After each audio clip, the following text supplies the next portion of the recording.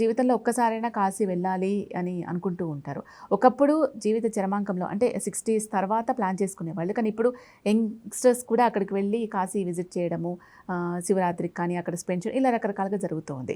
So ఇప్పుడు కాశీ, అయోధ్య అలాగే ప్రయాగ్‌రాజ్ ఈ మూడిటికి సంబంధించి మీరు ప్రత్యేకమైన ప్యాకేజ్ ఏర్పాటు చేశారు కదా!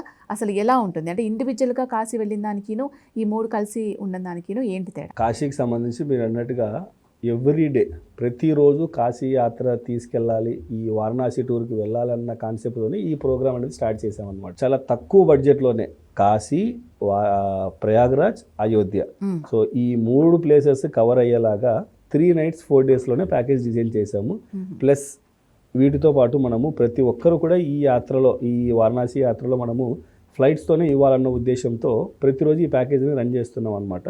ఫ్లైట్ టికెట్స్, అక్కడ మంచి ఏసీ అకామిడేషను, తిరగడానికి ఏసీ వెహికల్, వాళ్ళతో పాటు ఒక మేనేజరు, సో ఇవన్నీ అందుబాటులో ఉండేలాగా తక్కువ బడ్జెట్లో కేవలం 27,999 రూపాయలకు మాత్రమే ఈ ప్యాకేజ్ అనేది ఇస్తున్నాం అనమాట. సో ఇందులో వాళ్ళకి ఏంటంటే ఫ్లైట్ టికెట్ వచ్చేస్తుంది, అక్కడ ఉండడానికి మంచి ఏసీ అకామిడేషన్ ఉంటుంది, వాళ్ళతో పాటు ఒక టూర్ మేనేజర్ కూడా ఉంటారు, అక్కడ సైట్ సీయింగ్కి సంబంధించి వెహికల్ కూడా ఉంటుందన్నమాట. సో ఇందులో ముఖ్యంగా మనం ప్లేసెస్ గురించి చూసుకుంటే కాశీలో Kashi Vishwanath temple, Vishalakshi temple, Annapurna temple, అలాగే మెయిన్గా ప్రతిరోజు అక్కడ గంగా హారతి అనేది నడుస్తూ ఉంటుందన్నమాట.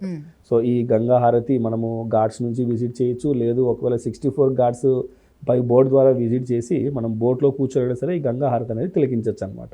ఈ ప్రోగ్రాంలో మనకి ప్రయాగ్రాజ్ వస్తుంది, అయోధ్య వస్తుంది అనమాట. ఇందులో మనము ఐటనరీ పరంగా చూసుకుంటే ఫస్ట్ మనము ఉన్న డెస్టినేషన్ నుంచి హైదరాబాద్ నుంచి కానీ, బెంగళూరు నుంచి కానీ, లేదా చెన్నై నుంచి కానీ డైరెక్ట్ ఫ్లైట్ మనకు అప్ టు వారణాసి వరకు ఉందన్నమాట. సో వారణాసి ఎయిర్పోర్ట్ దిగిన తర్వాత అక్కడ మన ఎగ్జిక్యూటివ్ ఎవరైతే ఉన్నారో టూర్ మేనేజర్, తను వెళ్ళి ఎయిర్పోర్ట్లో రిసీవ్ చేసుకొని నేరుగా హోటల్ తీసుకెళ్ళి హోటల్లో చెక్ఇన్ చేయిస్తారు. సో ఆ రోజు హోటల్ చెక్ఇన్ అయిపోయిన తర్వాత వాళ్ళ టైంని బట్టి, షెడ్యూల్ని బట్టి నేరుగా ఫస్ట్ 64 ఘాట్స్ గంగా హారతికి వెళ్తారా, లేకపోతే కాశీ విశ్వనాథ్ మందిర్కి వెళ్తారనేది ప్రోగ్రామ్ డిసైడ్ చేసుకుంటారు అనమాట.